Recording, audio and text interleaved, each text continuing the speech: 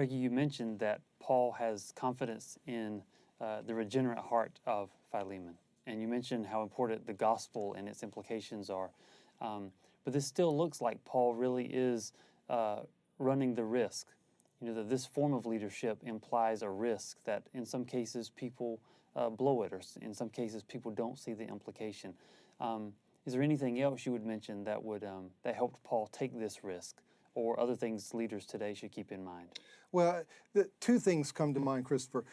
One is that this is not done in a social vacuum. This is done in relationship.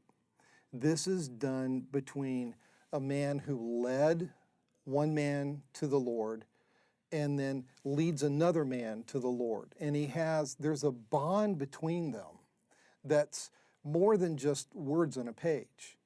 And two, there is this real understanding and of the change that takes place in people, and trusting to God to work in such a way that people will be able to, who have been changed, to live out their new identities.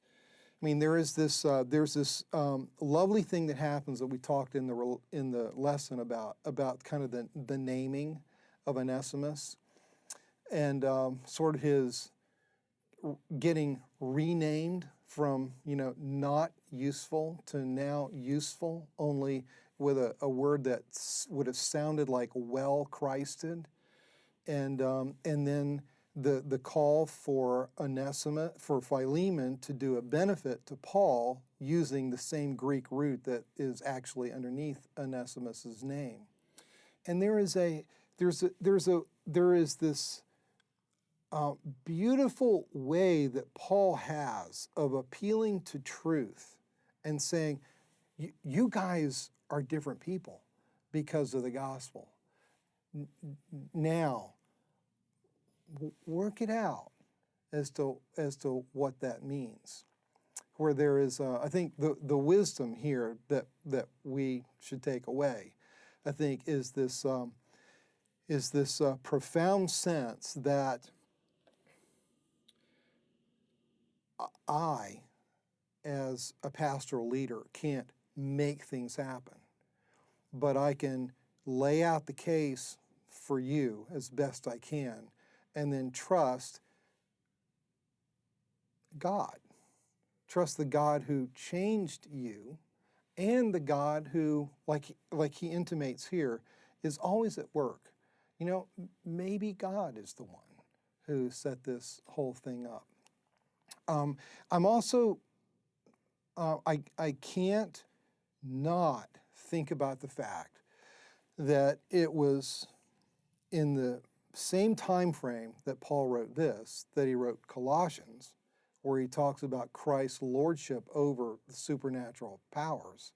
And then the fact that he wrote Ephesians, where for the first 3 chapters, basically he's more praying his case than arguing his case.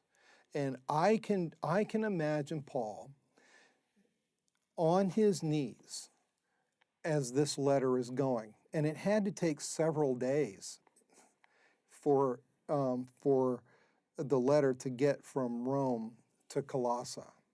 And I can imagine every waking hour, Paul on his knees asking the Lord to work in these guys' hearts. And I think, you're asking for, what sort of a pastoral takeaway is. There's a basic trust that God works, the basic trust that God really makes people new. And the exciting thing about being in pastoral ministry is that we get to go to people and remind them of who they are now, and then trust them to God. And then our role becomes what I know Paul was doing, praying and asking the Lord to work. And to me, that's one of the things that is most need and reclamation in our day, is pastoring that's done on our knees instead of just from the pulpit and just in the counseling office. Pulpits are absolutely critical.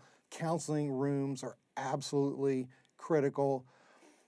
But I think we're going to be really surprised when we get to glory and see how much the kingdom has been built on people on their knees, asking the Lord to work in powerful ways.